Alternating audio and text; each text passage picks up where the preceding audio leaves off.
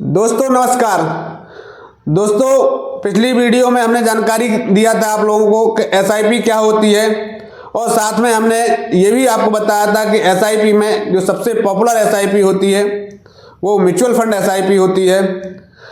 उसी क्रम में आज मैं एक बहुत ही महत्वपूर्ण विषय पर चर्चा करने वाला हूं जो कि उन लोगों के लिए बहुत ज़रूरी है जो लोग म्यूचुअल फंड में एसआईपी तो करना चाहते हैं लेकिन कहीं ना कहीं जानकारी ना होने की वजह से, डर की वजह से वो एसआईपी नहीं कर रहे हैं, या जिन लोगों ने एसआईपी की शुरुआत किया भी है तो कहीं ना कहीं गलत फंड को चुन लिया है। तो आज मैं इस वीडियो के माध्यम से आपसे पूरी डिटेल शेयर करूंगा कि म्यूचुअल फंड क्या होता है, इसमें आप कैसे शुरुआत कर सकते हैं, म्यूचुअल फंड कितने प्रकार के होते हैं। आज आपको सारे सवालों का जवाब इस वीडियो के माध्यम से मिलेगा।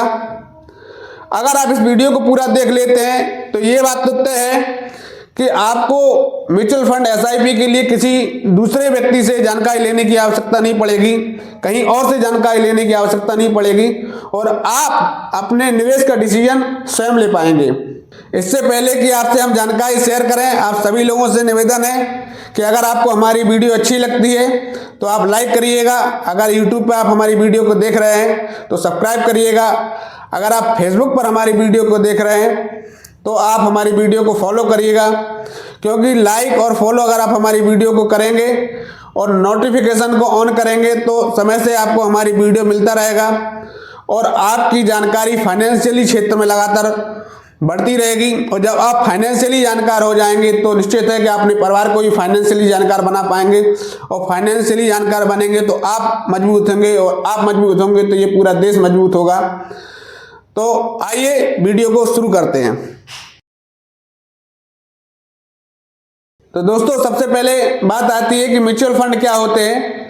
तो म्यूचुअल फंड एक ऐसा निवेश का माध्यम है जहां पर बहुत सारे छोटे छोटे निवेशकों से पैसा कलेक्ट किया जाता है और उस कलेक्ट किए हुए फंड को एक विशेषज्ञ जानकार व्यक्ति जो मार्केट का जानकार होता है, फंड मैनेजर जिसको बोलते हैं, वो फंड मैनेजर के द्वारा अच्छी कंपनियों में मार्केट में उस फंड को निवेश किया जाता है और उस पर जो भी रिटर्न आता है उस रिटर्न को सभी लोगों में बराबर बराबर बांट दिया जाता है।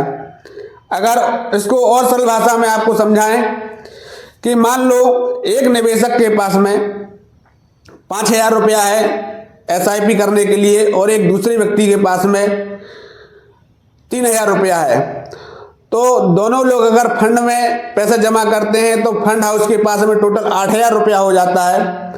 उस 8,000 रुपये पर फंड हाउस उस 8,000 रुपये का मार्केट में निवेश कर मान लो 2,000 रुपये कमाता है, तो उसने 25% रिटर्न उस फंड पे कमाया। अपना खर्चा निकाल कर, एक्सपेंस रेशियो जिसको बोलते हैं, अपना खर्चा काटती है फंड हाउस कंपनी।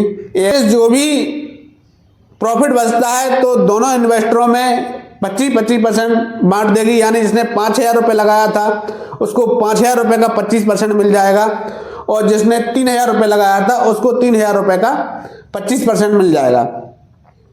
तो इस तरह से एएमसी कंपनियां जिसको बोलते हैं फंड हाउस बोलते हैं, वो इस तरह से काम करती है। तो सारे निवेशकों को इसी तरह से पैसा कलेक्ट करके और सारे निवेशकों को पैसा मार्केट में लगाया जाता है।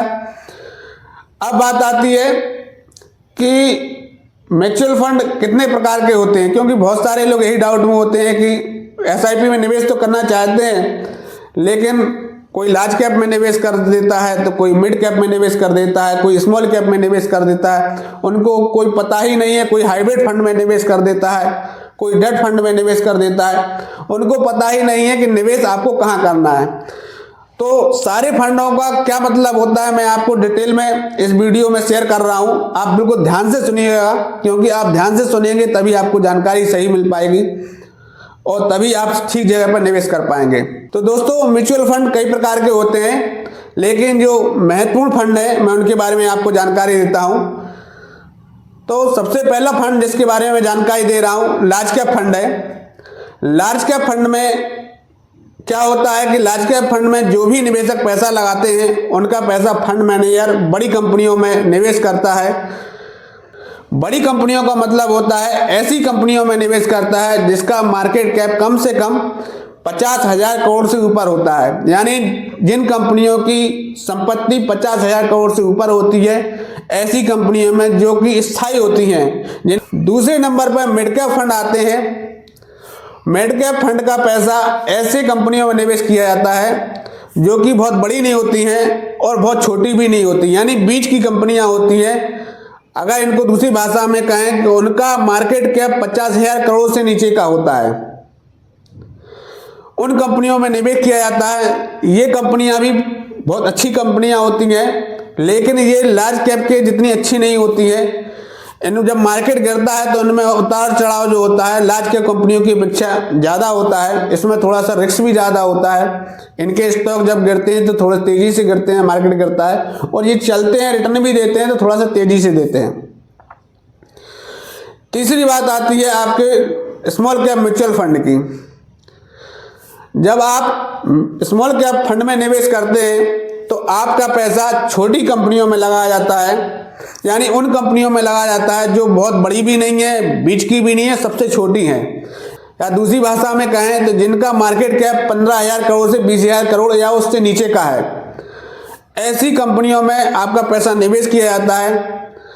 इन फंड में आपको जब पैसा लगाएंगे तो आपका रिस्क थोड़ा बढ़ जाता है, क्योंकि ये कंपनी स्थायी नहीं होती है, इनमें रिस्क ज़्यादा होता है, क्योंकि इन कंपनियों की मार्केट में शुरुआत होती है और इन्हें बहुत ज़्यादा समय मार्केट में बताया नहीं होता है। तो कभी कभी क्या होती हैं, छोटी कंपनियां होती हैं जिनको आम भाषा में कहा जाता है कि ये डूब भी सकती है या इनका कारोबार बंद भी हो सकता है। तो इनमें थोड़ा सा रिस्क भी होता है, लेकिन ये फंड आपको क्या होते हैं, रिटर्न कुछ ज़्यादा देते हैं। अब जो चौथा फंड इसके बारे में हम बात करते हैं वो होता है multi cap fund. Multi cap fund में जब आप पैसा डालते हैं तो इसमें डाला हुआ पैसा फंड मैनेजर आपको तीनों तरह की कंपनियों में निवेश करता है। बड़ी कंपनियों में यानी लार्ज कैप कंपनियों में, मिड कैप कंपनियों में और स्मॉल कैप कंपनियों में। यानी बड़ी कंपनियों में, मध्य वर्गीय कंपनियों में और छोटी कंपनियों में, तीनों प्रकार की कंपनियों में फंड मैनेजर आपका पैसा लगाता है। पांचवा होता है flexi cap fund. Flexi cap fund में भी आपका पैसा फंड मैनेजर द्वारा सारी कंपनियों में लगाया जाता है, यानी लार्ज कैप, मिड कैप और स्मॉल कैप कंपनियों में, तीनों कंपनियों में लगता है। लेकिन मल्टी कैप और फ्लेक्सी कैप फंड में थोड़ा सा अंतर है। मल्टी कैप फंड में जब आप पैसा डालते हैं तो आपका पैसा लार्ज कैप कंपनियों में, मिड कैप कंपनियों में और स्मॉल कैप कंपनियों में बराबर बराबर लगाया जाता है।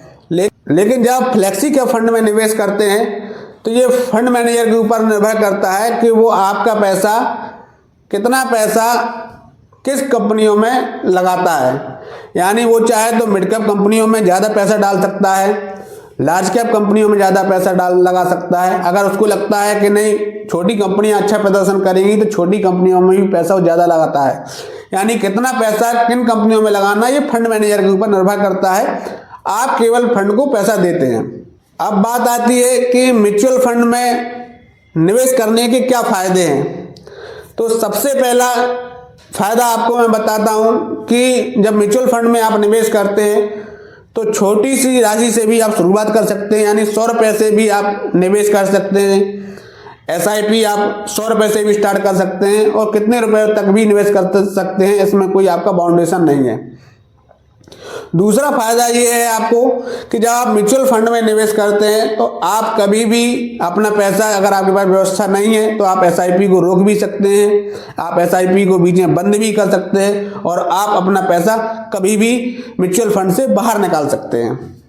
और तीसरा फायदा आपका ये होता है कि आपका पैसा एक फंड मैनेजर द्वारा यानी विशेषज्ञ द्वारा मैनेज किया जाता है।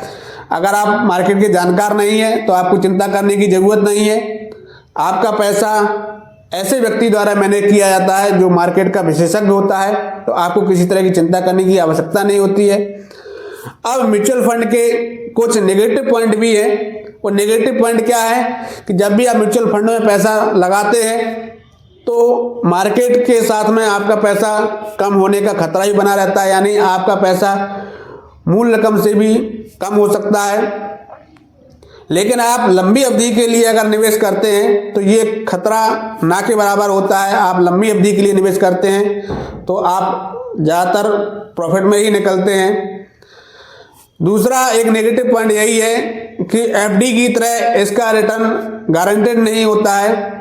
यानी एफडी आपको एक गारंटेड रिटर्न देती है, लेकिन म्यूचुअल फंड में आपको गारंटेड रिटर्न नहीं होता है। इसका रिटर्न ज़्यादा भी हो सकता है और आपका कम भी हो सकता है। लेकिन रिकॉर्ड में अगर इक्विटी फंड में आपने पैसा लगाया है, इक्विटी म्यूचुअल फंड में पैसा लगाया है, तो 12 से 13% के आसपास रिटर्न आपका निकल जाता है। लेकिन इसकी भी कोई गारंटी नहीं है, मार्केट के ऊपर निर्भर करता है कि आप कितना रिटर्न आपको मिलेगा। अब बात आती है कि एसआईपी में, म्यूचुअल फंड में आप पैसा कैसे लगा सकते हैं।